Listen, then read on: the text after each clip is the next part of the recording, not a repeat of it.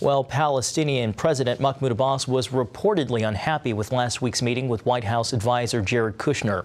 The meeting involved possible peace talks between the Palestinians and Israelis. The London-based Arabic newspaper Al Hayat reports Abbas was upset because Kushner wanted him to condemn a terrorist attack in Jerusalem. Kushner, who is President Trump's son-in-law, also reportedly raised the issue of stopping payments to terrorists and their families. One senior Palestinian official told the Israeli newspaper Haaretz that the U.S. team sounded more like an advisor to Israeli Prime Minister Benjamin Netanyahu than a fair arbiter. Gordon, back to you. Well, I think this is refreshing to hear this coming out of the administration, that they're going to hold the Palestinian Authority responsible for promoting terrorism. And that is wonderful news. We, as Americans, we need to understand just how evil this is. They celebrate terrorism.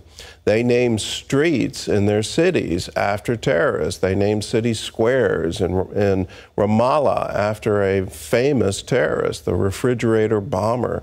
He has a whole square dedicated to him. The soccer teams in the Palestinian Authority compete for prizes that are named after terrorists. It's a culture that is promoting and inciting violence against Israel.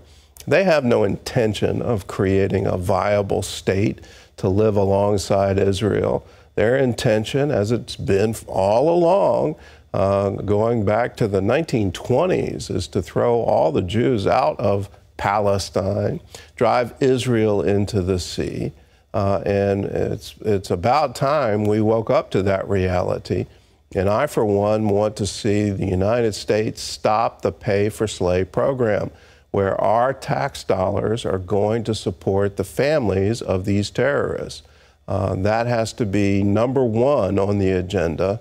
If we want to see peace in the Middle East, we have to stop the incitement, and we definitely have to stop the economic advantage that these families enjoy when they go off and commit terror attacks within Israel. So this is all part of a long history, and unless you understand this history, you won't understand today's headlines. And the signature event happened 50 years ago, the 1967 war.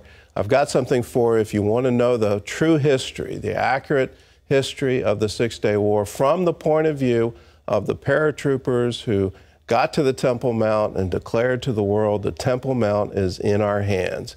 It's in our hands, the battle for Jerusalem. It's a wonderful docudrama about the Six-Day War. It's yours for a gift of $15 or more. All you have to do is call us, 1-800-700-7000, or you can order it on CBN.com.